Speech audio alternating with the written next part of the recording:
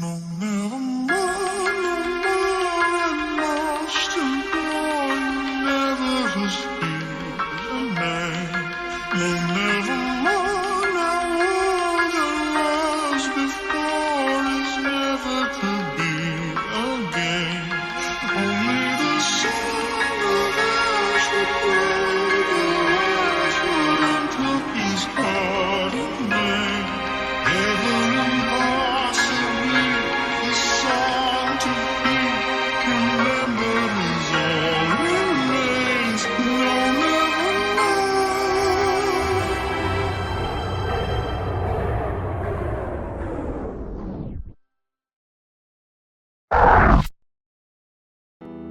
In 2011, the original Sonic.exe story came out.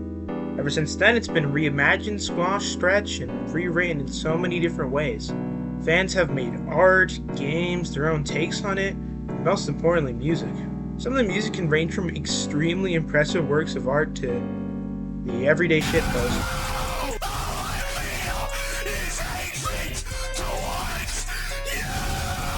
But you can't really understand the music without understanding the story. So, I think it's important that we note some key players before we dive into anything. Starting with essentially the protagonist, Alan. Alan is a Tails vessel, which is pretty common usually. Because of the whole Sonic and Tails dynamic, it's not out of the ordinary you see this duo. Tails is usually on the receiving end of everything bad, which really sucks because, that's my favorite character. But I don't like seeing my guy get beat down so much, like what the fuck? Considering there's so much of a grander dynamic you can have with Sonic and so on. But it works well for Lord X's story considering it is a rewrite, a retake of the original story, and it's fine. Not to mention it isn't Tails, it's a different person. So it does not affect the story too much beyond design. Kylie, or the unnamed Amy vessel. Okay, a weird inconsistency is that her name is Kylie, but sometimes it just marks her as the unnamed Amy vessel. Hello, I am Detroit. The potential reason Kylie is called the unnamed Amy vessel could be due to Alan not knowing her name. It's really confusing, and it's confused me a couple of times too. Kylie's a lot more different than Alan, being a lot more outgoing and energetic. But she's also a lot stronger and less cowardly compared to him. Where Alan seems to come off as scared and pessimistic, Kylie seems to be more adventurous and dangerous and, I don't know. A couple of other key factors are random and obscure unnamed characters, like the unnamed Sonic vessel. Of course, as you will come to see, Sonic.exe fans are great at names. Just amazing at them. One of the common theories is that the unnamed Sonic vessel is meant to be Tom, which is the original protagonist of the 2011 story. Ever since then, it's been kind of a coin toss considering we don't know where the story's going from here, and it can always change. Another important player is Alice and Alice's father. Great naming convention. The point is, Alice is a very sad character and has a lot more depth than content, oddly enough. Lord X essentially brainwashes Alice until she just becomes numb. It's pretty depressing, but it doesn't get any better, ever. Alice's father is portrayed as neglectful before losing his daughter and completely devastated after. Eventually he would inhabit Eggman, of all characters, and would be sucked into the game as well, most likely to look for his daughter. But he doesn't know, it's already too late. There's another good song that covers it in detail called Adieu, and it's pretty good. I would highly recommend it. It is a long one though, but it does tell the story in a good, concise way. But we're all here for one reason. That is the Lord X story. Because who exactly is Lord X? He's an enigma, something different. And so there's no better way to describe him without jumping right into Sinister Mind's story. The first song of Sinister Minds is Welcome Home. Very self-explanatory, it's just a little song to really get you settled in and into the mood. It's not very long, and it's one of the 3 intermission tracks, or at least what I would consider intermission tracks. Considering they don't go for long, they are pretty much just to transition from song to song. Welcome Home does have one little line, and that'll be, I've missed you, old friend.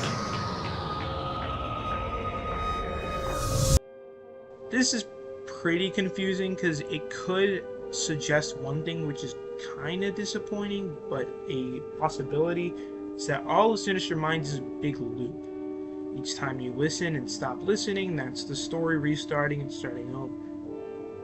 While I do see that being a possibility, I personally just think that it is the naming convention that Lord X has.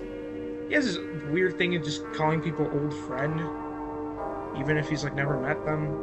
So you can see it on the wiki if you oddly enough the file for Lord X's image is simply old friend. So it's most likely just a little fun thing to be like, hey, I remember you, you like my game, what's not?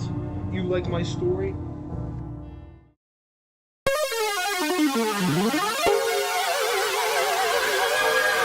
One of the most self-explanatory songs and explained songs of Sinister Minds is I Miss the Quiet, as it had released beforehand as its own separate track. To summarize, it explains the story of before X came to be, just a mindless being within the void. I Miss the Quiet explains simply how X came to be. Starting out as a simple mindless being within the void, X would eventually be given consciousness and choose the form of Sonic the Hedgehog. Because after all, Sonic the Hedgehog is the embodiment of freedom.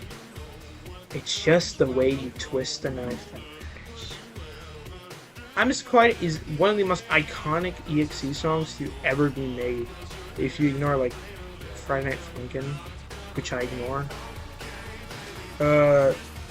It's iconic, it's synonymous with the character, it's just an absolute banger.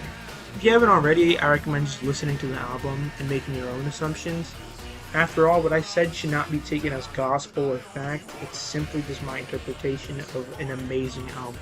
But continuing on the story, Lord X states how, despite how much he misses the quiet, he's still having fun. He wouldn't change it for the world, but every now and again he feels the nostalgia for a time that once was. A past that he remembers and thinks of fondly. The simpleness of the quiet, the simpleness of the void, before anything got complicated. Something we can all relate to is looking back on older times and smiling about how they used to be. But in the end, we should keep looking forward and keep having fun.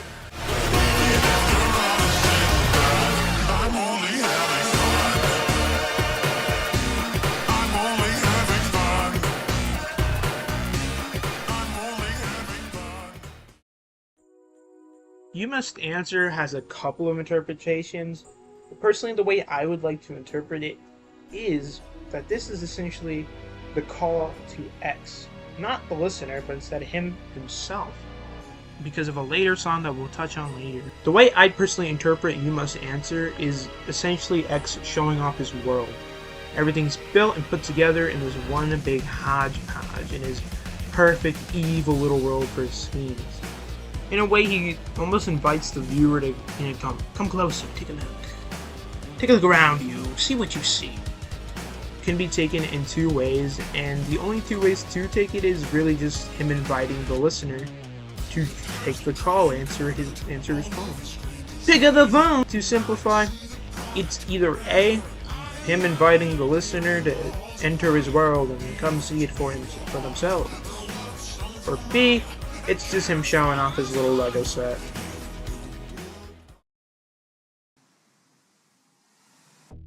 Song number 3 of Sinister Minds is Minds.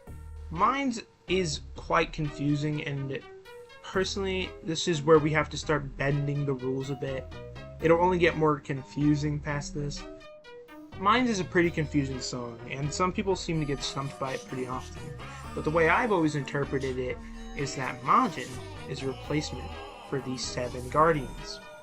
If you don't know, in the original Solis Sonic, and even in the 2011 version, there was the 7 Guardians. When X is playing his games, they're the people that keep everything in line, prevent anything from going wrong, and keeping everything in check, essentially. The Guardians keep everything in check and in line. Essentially, that's all they really are. They don't play a giant role in the story yet, but like I've said before, it is not finished, and it's always bound to change. Majin represents all 7 of the Guardians because simply including 7 different voices and characters and 7 different lines and vocals and solos and whatnot would be too much to just stuff into one song. So Majin represents just kind of a conglomerate. Fun fact, Majin was typically represented as Sonic's mind guardian back in the old days of... I'm out of here! Back in the older days when everything was just this kind of conglomerate, one big advanced story with like Zeller and whatnot, Majin showed up like once to represent Sonic's mind. Never did a good job at protecting it, but he sure was there. Essentially, Majin represents the Guardians, and it's important to keep that in mind for later on as we go down. In Minds, it simply explains what Lord X essentially did. He taught them in Minds, it simply explains how Lord X created each of the Guardians as this one sort of conglomerate instead. Majin representing all 7 is pretty simple now. The perfect principles I taught you references the fact that Lord X trains all of the little Guardians to essentially keep everything flowing. Later in the song, we see Lord X have some sort of epiphany.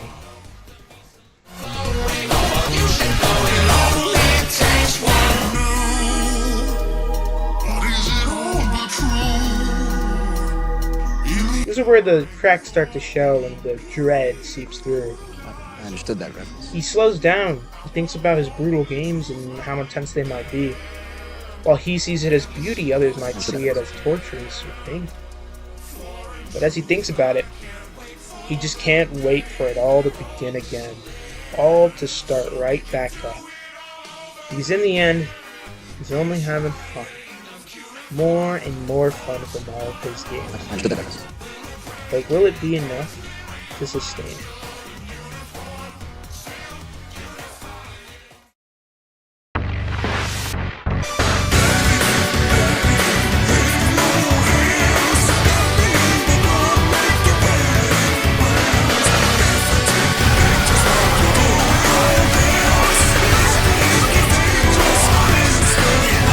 There's an ad. Here's to the ones that we got.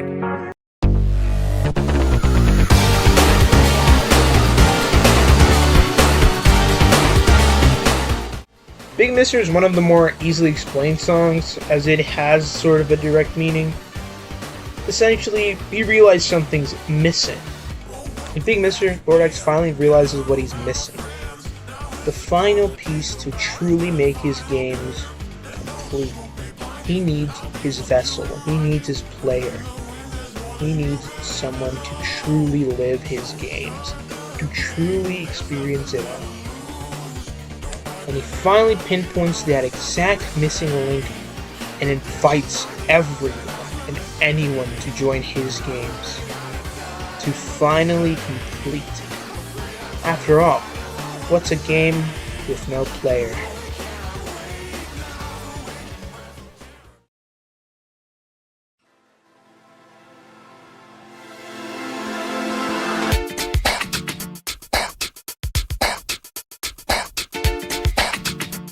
I Did That is where the rules start to bend a little. We'll have to make a bit more rough assumptions going on, but I personally think I've come up with a decent idea. I Did That is essentially the Alan song. Alan being the first vessel and it coming directly after Big Mister would make sense. And but to bend a little. We'll have to make bolder assumptions and really start getting into headcanons here. So like I said before, nothing I say is fact and shouldn't be taken as gospel. This isn't the... We don't...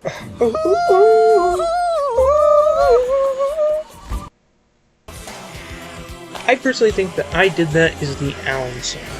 Coming directly after Big Mister, it would make a lot of sense for it to be Alan, as he's always been the first vessel and is the Tails vessel, commonly associated as the first of every character he played.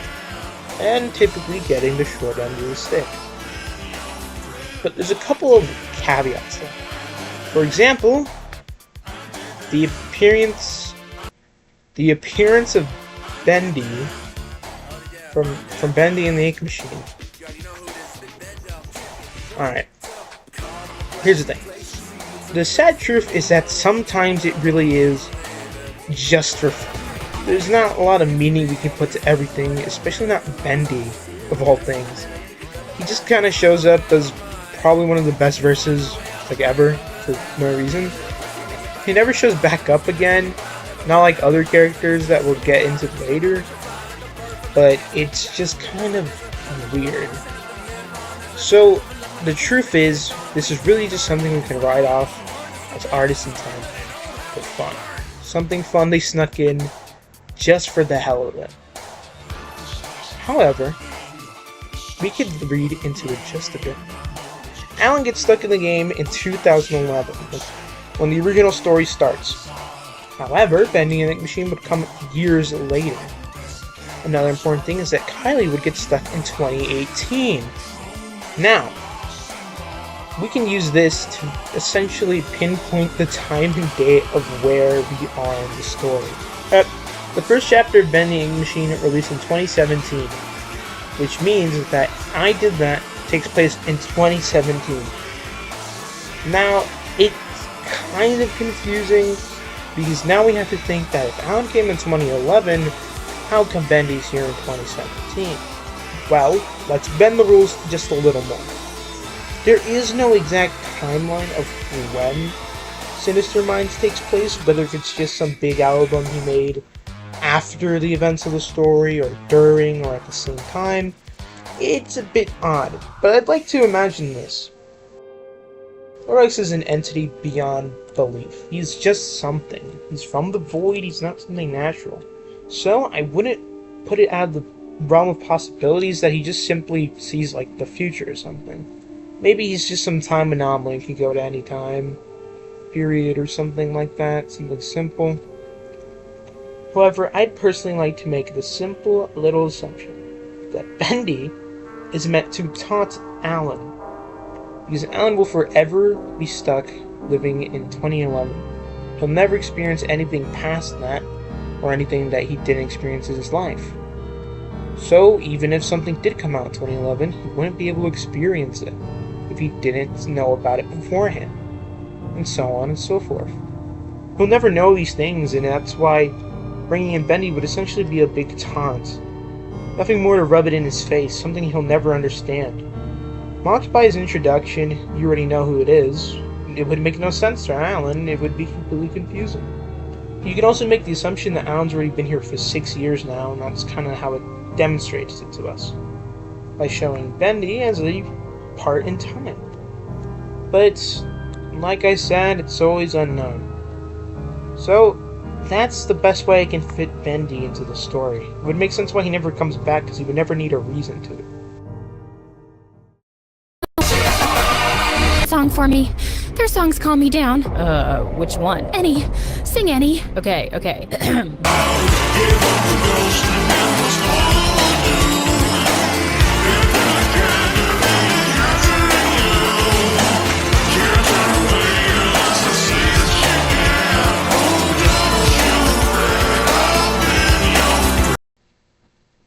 Oh my god, another We're lost on the way, 'cause the drinks bring back all the memories and the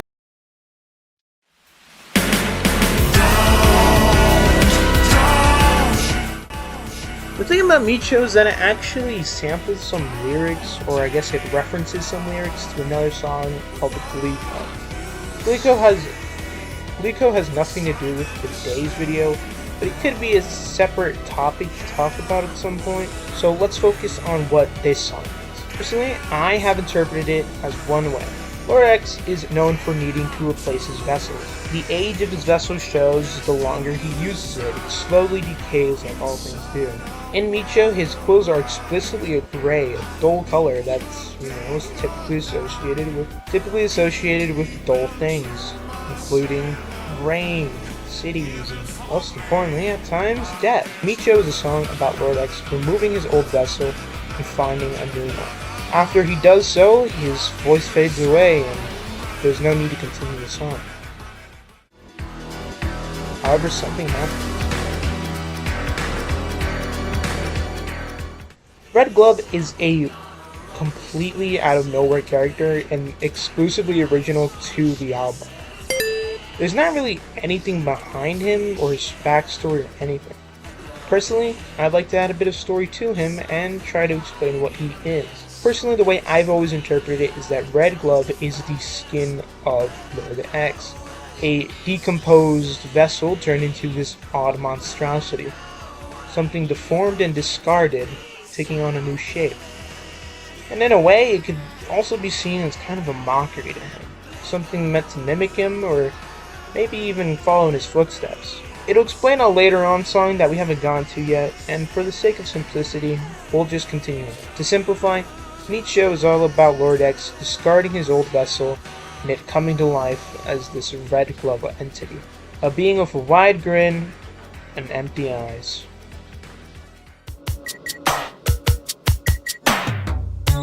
Beauty is one of the songs that does have an explanation. Unlike most, it's actually pretty well known. There's something I forgot to mention. While the reason some characters are in here we don't really know, Alan is one of the more confusing ones considering we don't really get a backstory to him. However, a specific character actually has a lot more depth to them. An equally as sad reason to Alice's father and Alice herself being brought in. The previously mentioned Amy Vessel, or Kylie as we'll put it, was brought in here by different means. By manipulation, Lord X dragged Kylie in with the promise of the perfect body. Why does this matter? Well, the truth is that Kylie is a transgender woman. This matters a lot more in the grand scheme of things, as certain lines or dialogue have a bit more impact when it's looked into a different point of view. You good? Yeah. Did I disrupt you? Yeah, it was okay. Do you wanna watch? Both. Okay. What are you gonna show? I was gonna say, do you wanna watch the show? Do you wanna watch Hikaru, or do you wanna play Overwatch? What genders does a bisexual like? Both. Exactly. Oh! Nothing. What gender does... Okay. That's staying in. I'm keeping this all in. I'm still recording! Oh no! I haven't paused! Sorry, that's the only thing I could think of. That would get you cancelled. That would get you cancelled! Why? Because you're the one who said it! My first video, no! To clarify, I meant sex. Two sexes. Good riddance. Alright. Oh no, I gotta restart. This is gonna be a long one. Beauty is a song all about Kylie and her transitioning. Essentially, she was tricked into finding her beauty, her inner true self. Lord X tempts her with the perfect body and the perfect vessel to inhabit. However, when she eventually does take up the offer, she's eventually trapped in the game alongside everyone else. Kylie typically spends more time with Alan, and I just feel like it's important to mention this. I kind of feel like the age difference is weird. I don't know. Here's the thing. I made Kylie 19 and Alan is still 25. Now, there's nothing wrong with this. It's more or less I feel like it limits opportunities. Personally, I feel like it would add a lot more impact if you could see the differences in their lives. How Kylie got to live her life longer, and how Alan's was quite short. I think there'd be a lot more kind of dynamic possibilities if it were a bit of a side tangent. I just think there would be a lot more possibilities to do story-wise if they were at a closer age. Considering they could possibly do a thing where Alan kind of criticizes her for taking him up on the deal, even though he doesn't know the true extent of her life. But I think putting them in a closer age or making Kylie older could probably add more impact to their dynamic as a whole. And, you know, tripping, I guess. But in summary, Beauty is the story of how Kylie was tricked into Lord X's games. The promise of the perfect body and the chance to show off their inner beauty like they've always wanted to. A cruel twist and a cruel fate for an innocent soul.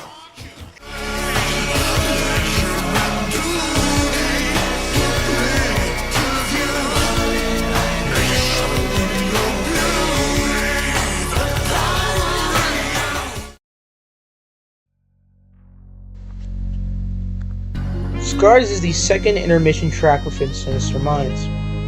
Essentially, it simply details how X is getting older. His body scarred and tattered from all the fight, from all of the worry and problems he's gone through.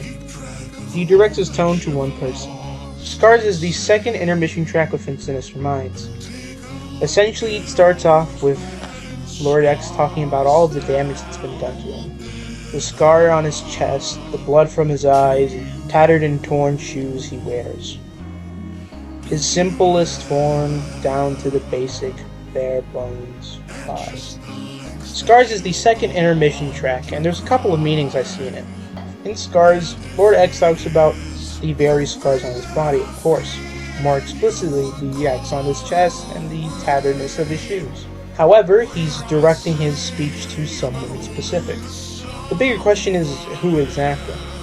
One option could be this is directed to Kylie. Considering this is the exact same song after Beauty, maybe this is him coming clean and simply saying that she's just another vessel, in for the game, nothing more. Another thing is that this could be directed to the viewer. The viewer isn't a vessel, they're not in the story, they're simply viewing it. Nothing more than an outsider looking into a world they can't interact with, simply watch in horror as it all unfolds. Or it could be directed to Faker. Faker, another cleverly named character. Faker is the child of Lord X, essentially.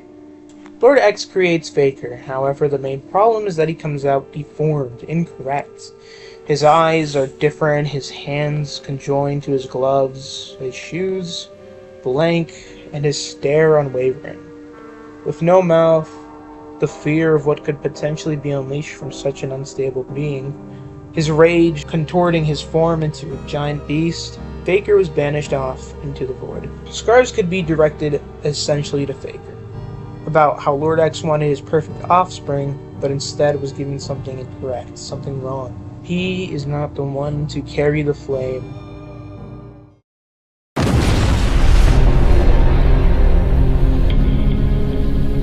A bit of a fun fact before we continue.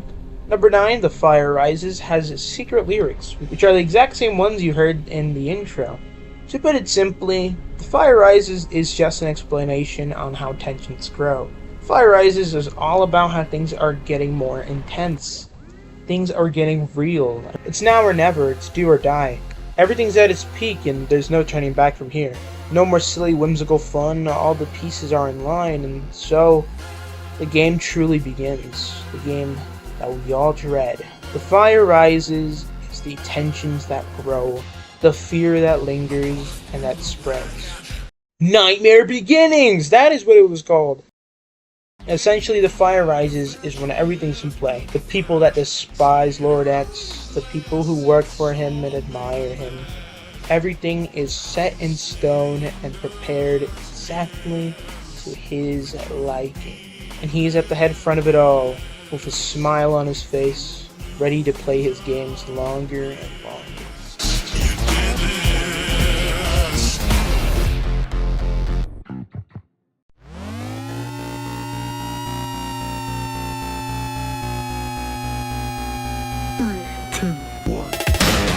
Track 10 is Sinister.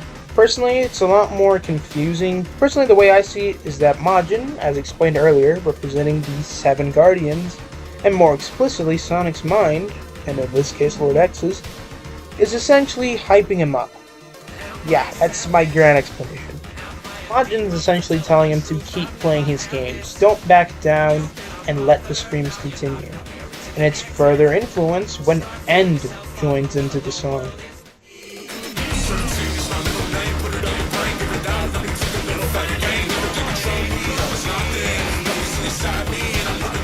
End is a lot more somber of a character and isn't someone who attacks out of will. More of simply someone who attacks out of self-defense and is trapped in an endless cycle he doesn't even want to be in either.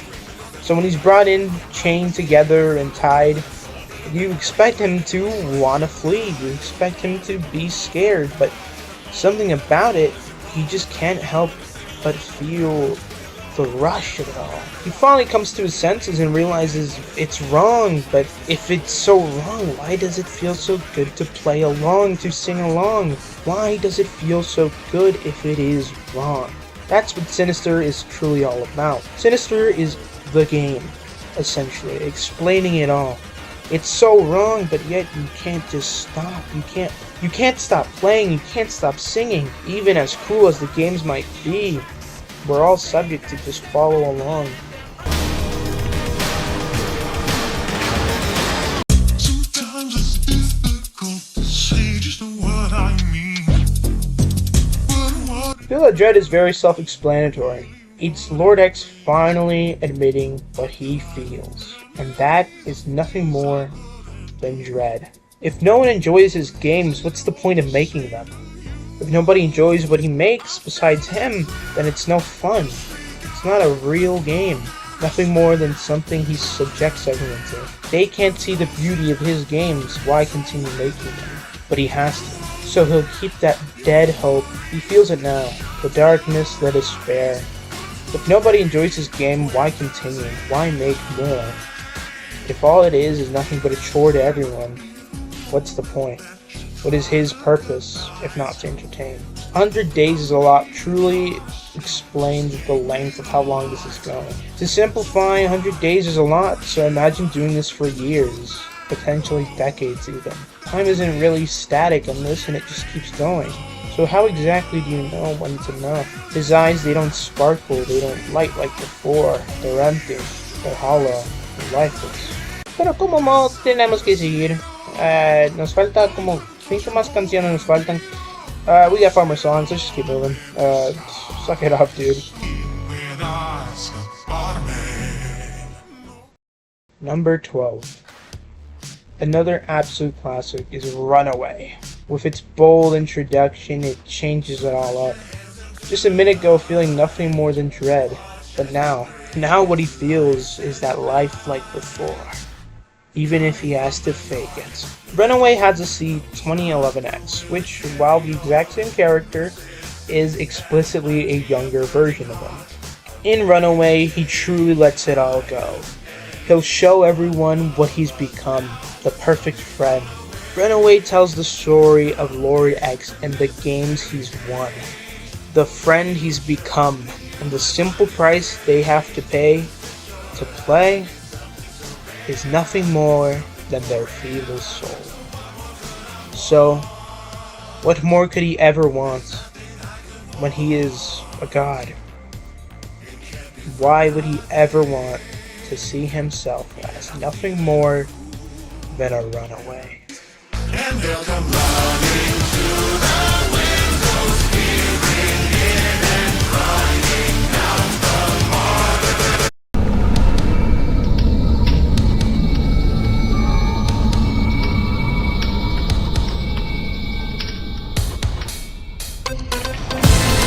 Saint Solis is the 13th track, originally excluded from the album. While Sinister Minds released back in 2025, October 31st, Saint Solis would release in March in 2026. Saint Solis describes the life of a figure. What happens now and what he's become. How he's so much grander than Lord X is. He's forever in his mind, and there's no matter what, while X tries to avoid all the thoughts of him, to reopen those scars in his mind. Saint Solis describes Faker's life once he's banished. Essentially what he becomes and what he goes on to do. Shown by the eclipse, it's very obvious that that's the main imagery associated with Faker. There's a lot more detail to his story that, while important, would be too much to cover within this simple video. Faker points out all of the problems with Lord X. Faker shows off to Lord X what he's become, something grander, a stain on his career, a cut in his mind, something that he'll never be able to bury with the rest of it. Faker came into this world not knowing anything, offering his hand to Lord X to truly become what he wanted, the perfect offspring to carry on the flame. However, there's ache in all his words. Faker, who's offered his hand to Lord X long ago, vanished away for not being enough. But when Lord X finds Faker not enough, not perfect to carry on the flame, he discards him and leaves him away, banished forever. knowing that he could never return. Through it all, Faker is still Lord X's offspring, woven together, forever attached to one another.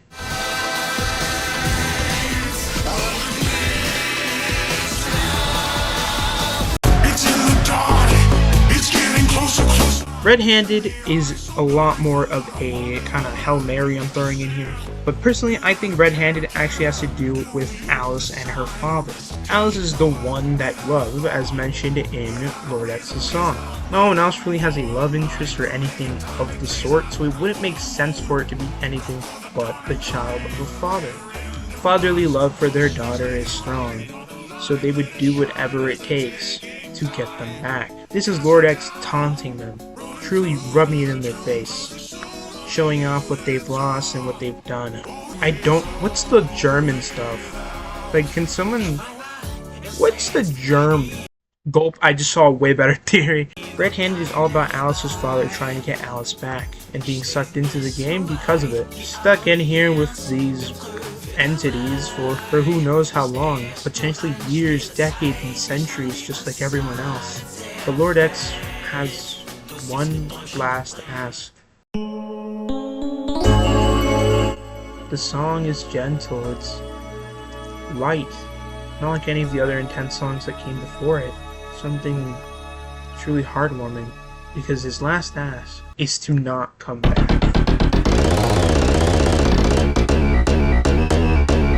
Don't Come Back combines everything that's come before it. The quiet, the loud, the missing, the minds, the sinister. Everything he's done.